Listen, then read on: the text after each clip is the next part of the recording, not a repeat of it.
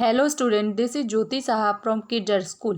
Today we will discuss Class 8 Science Chapter 7 Conservation of Plant and Animals. First question है हमारा fill in the blanks. इसमें ए number का part है. A place where animals are protected in their natural habitat is called. क्या कहलाता है उसका? Wild life sanctuary कहलाती है. ऐसे एनिमल्स जिनको उनको और उनके नेचुरल हैबिटेट को हम प्रोटेक्ट करते हैं उसे हम वाइल्ड लाइफ सेंचुरी कहते हैं. सेकंड है species found only in a particular area is known as. किसी पर्टिकुलर एरिया में जो स्पीसीज पाई जाती हैं उसको हम क्या कहते हैं?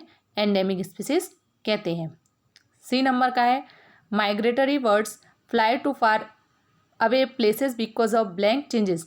किसके कारण जाती हैं? वो दूर क्लाइमेटिक चेंजेस के कारण जाती हैं. क्वेश्चन नंबर 2 है डिफरेंस बिटवीन द फॉलोइंग. हमको डिफरेंस बताना है. फर्स्ट है हमारा वाइल्ड लाइफ सेंचुरी और biosphere reserve. Wild life sanctuary और बायोस्फीयर रिजर्व में क्या डिफरेंस होता है? वाइल्ड लाइफ सेंचुरी क्या होती है? ये यहाँ पे इंग्लिश में दिया है, मैं आपको हिंदी में एक्सप्लेन करके समझा रही हूँ. ये एक ऐसा एरिया होता है जहाँ पे हम एनिमल को खतरों से बचाते हैं, जैसे कि उनको कोई हंटिंग ना करे, और उनको उनके नेचुरल हैबिटेट में कंजर्व करते हैं. और जो पंचमढ़ी सेंचुरी है वो हमारी एक वाइल्ड लाइफ सेंचुरी है. जबकि बायोस्फीयर रिजर्व में क्या करते हैं?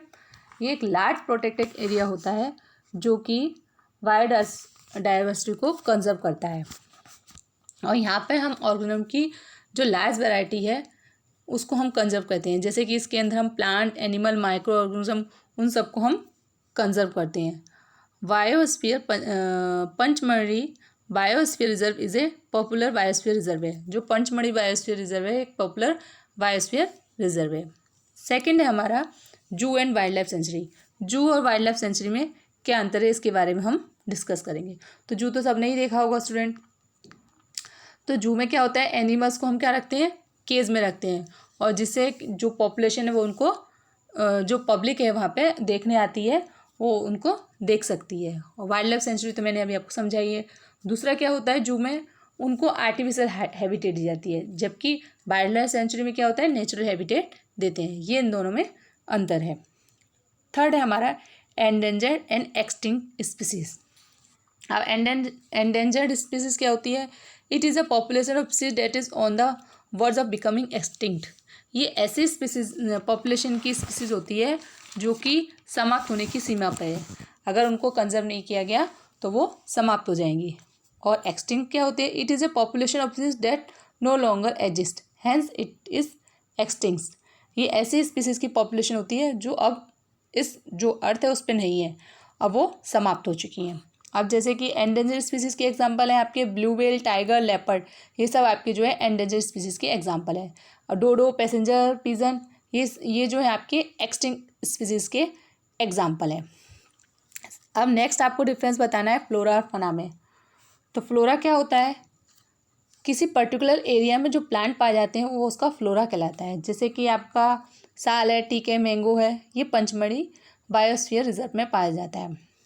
इसी तरह से किसी पर्टिकुलर एरिया में जो एनिमल पाए जाते हैं वो वहाँ का फना कहलाता है. और जैसे लेपर्ड है, वुल्फ है, वाइल्ड डॉग है, ये सब आपके क्या हैं? ये सब आपके पंचमढ़ी बायोस्फीयर रिजर्व में पाए जाने वाले फना हैं.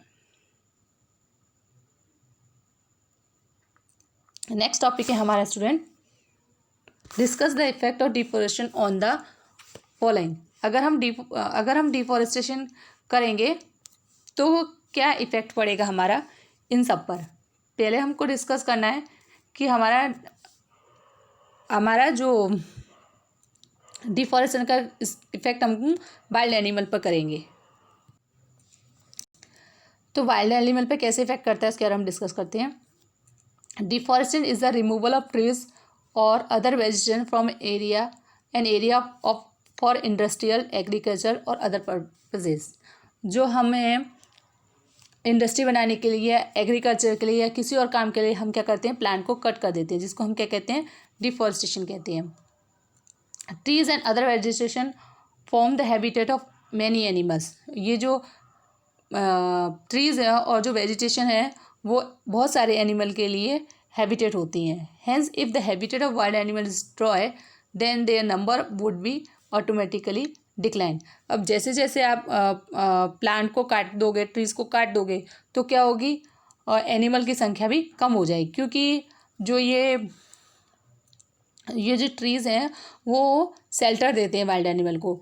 जब ये ही नहीं रहेंगे तो इनकी संख्या भी धीरे धीरे कम हो जाएगी। इस तरह से जो डिफॉरेस्टेशन होता है वो वाइल्ड एनिमल को पर इफेक्ट डालता है। अब वो एनवायरनमेंट, सेकंड टॉपिक है हमारा एनवायरनमेंट। वो एनवायरनमेंट में कैसे इफेक्ट डालेगा। प्लांट क्या करते हैं, plant absorb CO2 from the atmosphere to perform photosynthesis. If plants are destroyed then the level of CO2 in the atmosphere will arise. Plant जो होते हैं CO2 को ऑब्जर्व करते हैं। यदि हम प्लांट को डिस्ट्रॉय कर देंगे तो CO2 का जो मात्रा है हमारी वो एटमॉस्फेयर में ज़्यादा हो जाएगी। As a result CO2 will trap more heat radiation thereby adding of global warming.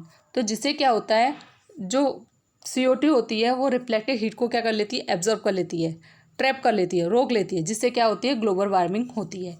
And increase in the temperature of the earth will disturb the natural water cycle.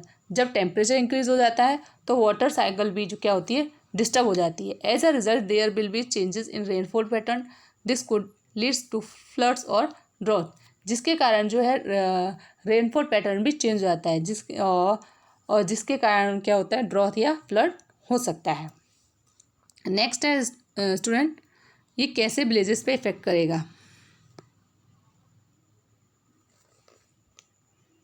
तो देखो, effects of deforestation on villages. Roots of plant holds soil particle together. जो roots होती हैं वो soil के particle को hold करती है। In the absence of plant the top layer of the soil will be easily removed by the action of high speed wind of water flow. तो क्या होता है, जब प्लांट नहीं होंगे तो जब बहुत तेज़ हवा चलेगी या वाटर का फ्लो होगा तो टॉप साइल जो होगी क्या होगी, रिमूव हो जाएगी। दस deforestation increase the chances of soil erosion. जिसके डिफॉरेस्टेशन के कारण कि सॉइल इरोजन के चांसेस ज़्यादा हो जाते हैं। As a result soil loses humus and become less fertile.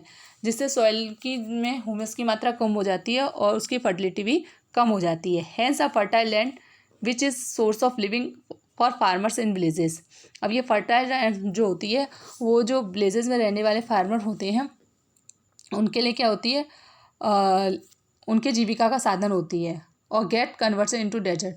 अब ये जो सॉइल है वो किस में कन्वर्ट हो जाएगी, हमारी डेजर्ट में कन्वर्ट हो जाएगी, जिससे कि जो विलेजेस हैं उनको सर्वाइव करने में प्रॉब्लम होगी। नेक्स्ट है हमारा सिटीज़। सिटीज़ पे कैसे इफेक्ट डालती है।